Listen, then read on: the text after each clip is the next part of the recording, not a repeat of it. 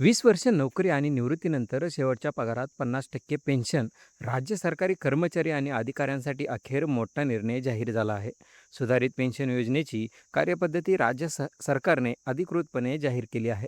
2005 नंतर सेवेत रुजू झालेल्या लाखो कर्मचाऱ्यांना आता दिलासा मिळणार आहे. वित्त विभागाच्या नव्या शासन निर्णयानुसार 20 वर्ष सेवा पूर्ण केल्यानंतर कर्मचाऱ्यांना त्याच्या शेवटच्या पगाराच्या 50% रक्कम निवृत्ती वेतन म्हणून मिळणार आहे.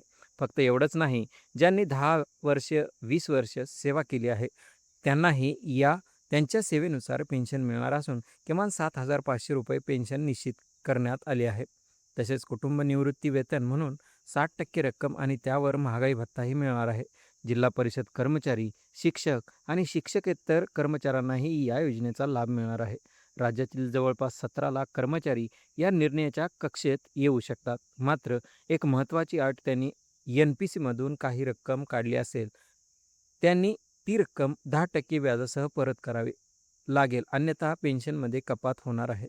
या योजनेमध्ये सहभागी होण्यासाठी इच्छुक कर्मचाऱ्यांनी 31 डिसेंबर 2026 पर्यंत आपला पर्याय संबंधित कार्यालयात सादर करणे आवश्यक आहे. सरकारी कर्मचाऱ्यांच्या अनेक वर्षाच्या आंदोलनानंतर सरकारने दिलेले हे मोठे आश्वासन अखेर पूर्ण झाले आहे. तुम्हाला वाटतं का की ही योजना पेन्शन सारखीच समाधानकारक आहे? तुमचं मत कमेंटमध्ये नक्की सांगा. अशाच ताज्या आणि विश्वासार्ह बातम्यासाठी पाहत रहा NPC मराठी.